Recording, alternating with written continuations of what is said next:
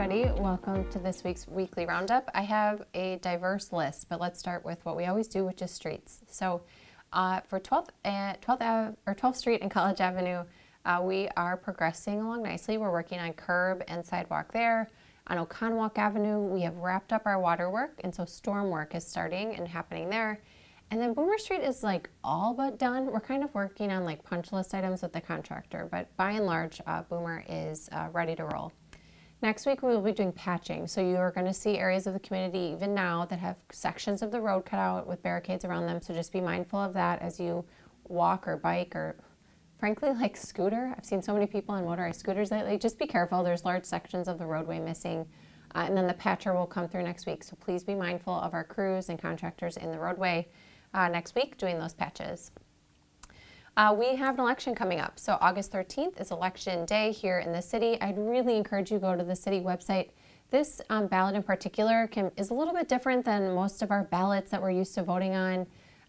Not that it's special in any way, it's just a little bit different. So please just make sure you go to the website, check out all the information that we have there. One of them allows you to see your ballot. So you click a link, it takes you to my vote, and then you can see your actual ballot. So I'd encourage people to check that out.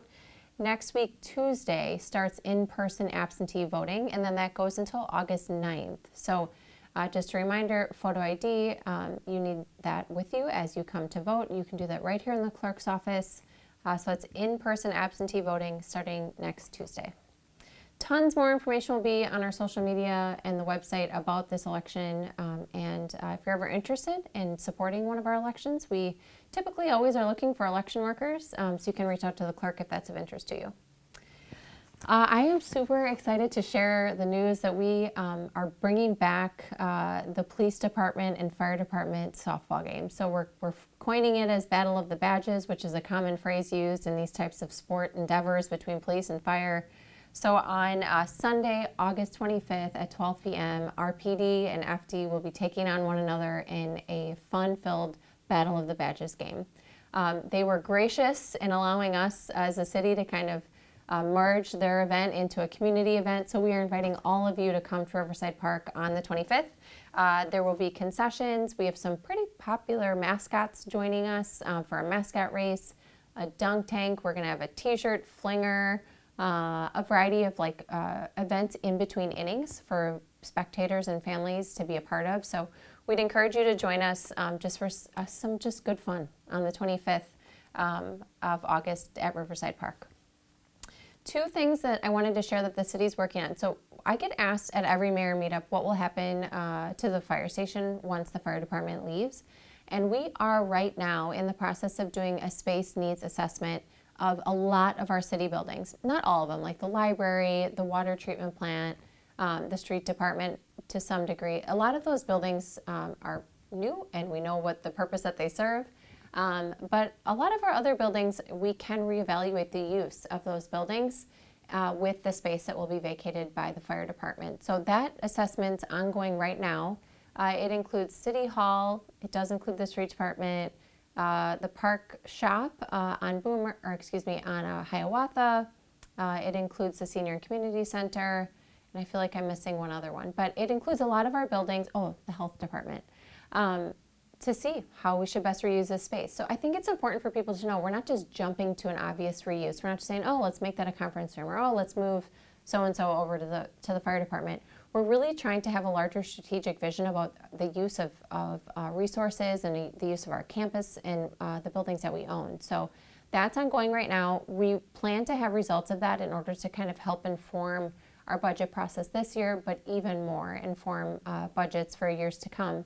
We have real needs coming up, things like boilers, windows, tuck pointing, things that are expensive. And so before we just, go and invest in those items, we want to make sure that that is the right use of that space so that we can just make smart choices with the resources that we have. So that space needs assessment is ongoing and should have some results that inform our budget process this year. One other assessment that's happening is the one-way traffic study. I can't tell you how many times from residents, visitors, businesses, I get asked, why are there so many one-way streets in this city? And a lot of our one-way streets, particularly in the downtown, started in the 70s. There was a lot of traffic that would come downtown, stay downtown. And so one-way streets really were used in order to dump traffic off of Main Street and not create congestion on the side streets. And so after the bypass, after kind of the evolution of commercial and retail business and where it's located, we just don't have people, sitting on Main Street for hours on end, just collaborating with each other and conversing with each other. When I was a kid, we still pulled Mainers, which was driving down Main Street and driving back. But I don't even know if that's happening as much anymore. Kids have different things to be doing. So all this to say, we are doing an assessment of our one-way streets. This is in advance of the Main Street reconstruction in 2028. But we just had a task force meeting this week, and I'll tell you, we are being asked by the DNR to know, pretty much now, if we're going to keep those one-way streets. So it is just an incredible example. That's 2028, it's 2024. I mean, 4 years away, because they have really important design standards they have to meet. And so I understand why. But I just want people to have a realization of how much time and preparation goes into these larger projects and why they can't just be, a snap of a finger, something that's completed. So we are doing that assessment. We're hoping to have results in time to answer a lot of those questions for them. But this is something that will likely come up at the Public Works Commission in the next month or so. So if you're someone that's interested in our one-way streets, I'd encourage you to watch our city meeting notices. One other thing that happened at the Main Street Task Force meeting this week is we had a lot of conversation about bump outs. So bump outs are kind of what they sound like. It's the curb kind of bumping out and going back in. They are used for traffic calming. They're used for kind of aesthetic improvement.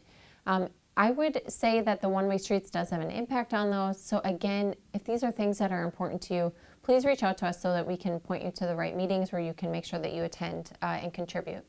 One other item they discussed at the Main Street Task Force was a conversation around vistas, which is just kind of a fancy way of saying like places to take really great photos and places to sit and connect with folks. This kind of aligns with public art as well. We have done some solicitation for ideas, haven't gotten much back in return. So if you are someone that are interested in public art or kind of public viewing areas, please reach out to us. We need your expertise and your insights into how we can make the downtown even more friendly to those types of items as we approach the reconstruction of Main Street in 2028. All right, switching gears. On the rec side, we have a lot going on right now. We are registering for fall soccer, football, youth wrestling, and I'm so glad to finally say gymnastics. It has only taken me 5.5 years in this role to finally be able to have gymnastics. I don't have any little gymnasts in my immediate family, but I do have them in my extended family, and I know many of you do as well. I get asked for gymnastics all the time. And it wasn't for lack of trying. We have worked for 5.5 years to try to get someone, but we need people and spaces, and we're so grateful to those folks that are able to teach gymnastics. So gymnastics is available for 4-year-olds through the 8th grade. So check out our Park and Rec page for more on that. On the adult side, we are doing softball, volleyball, and men's basketball for the fall. And then next Tuesday, the Senior and Community Center is hosting a cooking workshop called Allergy Aware Cooking. So if that is something that impacts your life, it seems like a really great opportunity to get some tips and tricks. Last, I just wanted to mention the outdoor pool is hosting a Flick and Float. So this is a movie and floating in the pool. It's on August 18th at 4 p.m. This is a Sunday. You come, bring your inflatable and sit in the pool and watch Sandlot, which is a favorite of mine. That was completely by happenstance that was the movie they selected, but what a great summer movie to watch in the pool nonetheless. So please mark down the 18th for our first Flick and Float. This is the closure of the pool for the season already. And the reason for that, you guys, is nearly all of our lifeguards are college and high school students. So they literally go back to school and we need them in order to run the pool. So the pool will close for the season then. Not nearly as fun, but also important. If you are someone that's doing taxes by installments, your installment payment is due 7/31. As a reminder, you can pay in person, you can put it in the night deposit box, you can mail it, or you can pay online as well. Flowers. So we've been so grateful to have so much support and interest in our amazing wildflower, I'm probably not even using the right word. So first of all, disclaimer, I don't pretend to know anything about native species and flowers. I'm just here to share the news. So we've been so thrilled that people are finding those flowers so lovely. In all honesty, it was a way for us to reduce some labor expenses. We didn't have enough seasonal employees to get around all that acreage, and so this was a really creative way. Really grateful to our wastewater team for that, of having something aesthetically pleasing and compliant. So, however, we do have to cut them, so wah wah. But that is the bad news for the day. We will be cutting them once this month, and then probably again like late August, September. Really, it is to help those plants continue to grow. It's to get the weeds out so that they don't take root. That is the limit of my intellect on wildflowers, but those will be going, unfortunately. On Sunday at the Square at 1 p.m., we are hosting a painting class with Set Apart Art. So this is a painting class where they'll be painting a sunflower on some type of Lazy Susan, I think it is. Check out the Facebook page. You can register there. The library is hosting Reading with Rover on the 1st at 6:30, and then they also have Hooks and Needles, their tech tutor, and then a lot of just the standard events that they have. So all that can always be found on their website or the Facebook page or the newspaper as well.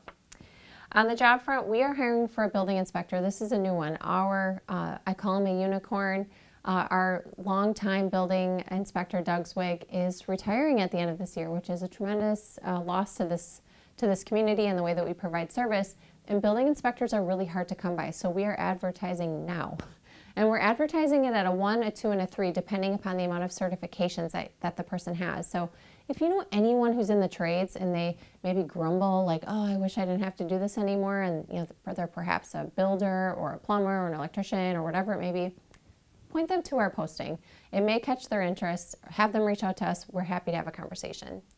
We're also hiring for a solid waste collector, a part-time fire inspector, public health nurse, an assistant operations manager at the street and solid waste division, a water distribution technician, and still dispatchers. So please take a peek at those. This weekend, tonight at the Square, is the Share the Love event from 5 to 8. And then there are a few other events happening throughout the community. As always, Watertown Tourism is the stop for that. So have a good weekend. We'll see you next week.